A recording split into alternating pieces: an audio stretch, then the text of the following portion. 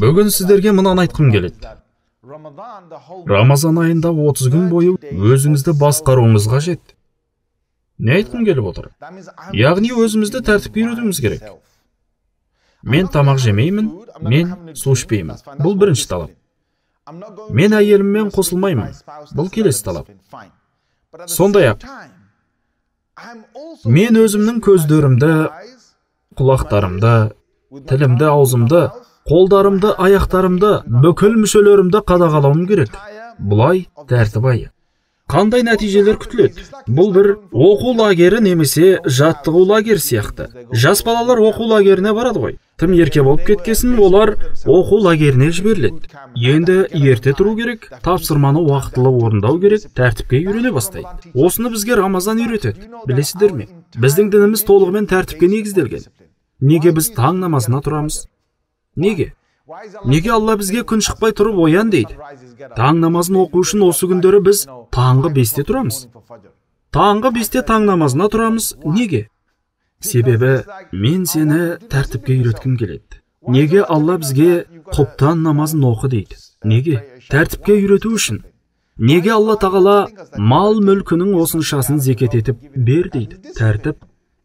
Барлық нәрсе тәртіпке үйретеді. Біздің дініміз тәртіпке шақырады.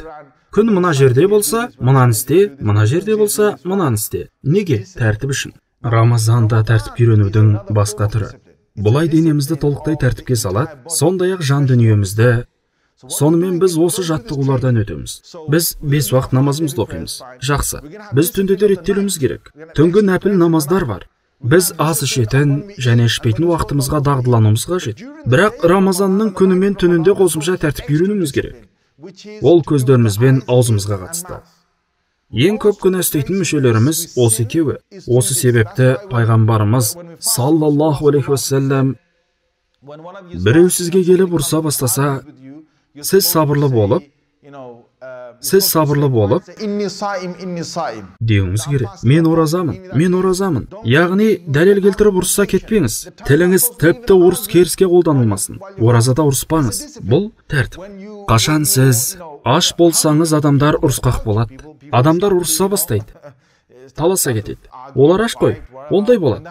Демек бұл сабырға үйретеді. Рамазан сабырлықты үйретеді. Сабыр дегеніміз тәртіптің ең маңызды сабағы. Көздеріңіз күнәға қарағысы келсе, мен оразамын деңіз. Әйтпесе оразаның сауабы азаяды. Көздеріңізбен, құлақтарыңызбен, тіліңізбен күнә жасасаңыз, егер оларға ие болмасаңыз, сауаптан құр қаласыз. Демек осыларды тәртіпке салу керек. Неге мұны ұзақ уақыт істеуіміз керек?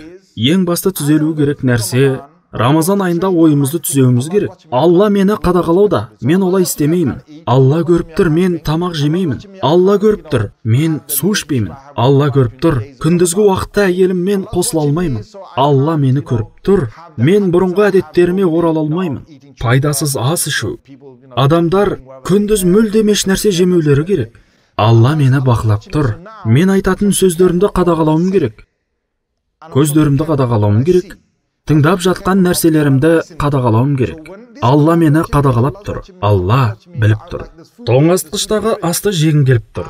Бірақ Алла мені көріп тұр. Тамақ үстелде тұр, бұны жей алмаймын. Себебі Алла көріп тұр. Мен жалғызбын. Тамақ ішсем, жоқ, Алла мені көріп тұр. Алла көріп тұр. Алла көріп тұр деп естен шығармау қажет. Бұл миымызға сіңіп қалуы керек. Рамазаннан кейін 11 ай бойы Алла мені көріп тұр. Алла мені көріп тұр. Алла көріп тұр. Бұлай істей алмаймын. Алла көріп тұр, олай істемеймін. Алла көріп тұр, оны істемеймін. Міне, осы ең маңызды тәртіпке Рамазан біткенде дағдыланып шығуымыз керек. Тақуалық деген осы. Тақуалық дегеніміз адам әрдайым Алла мені көріп тұр деп ойлауы. Алла мені көріп тұр, мен олай істемеймін. Тақуалық деген осы. Тақуалық деген осы. Құранды ашсақ, Бақара сүресінің 183 аятында былай дейді: «Уа иман келтіргендер, сендерге бұрынғыларға парыз етілгендей ораза парыз қылынды. Сол арқылы әрдайым ойыңызда Алла мені көріп тұр, Алла мені көріп тұр, мен олай істемеймін. Алла мені көріп тұр. Тозаққа барғым келмейді, Алла мені көріп тұр. Қияметте есеп қиын болады». Ораза ұстаудағы мақсат осы.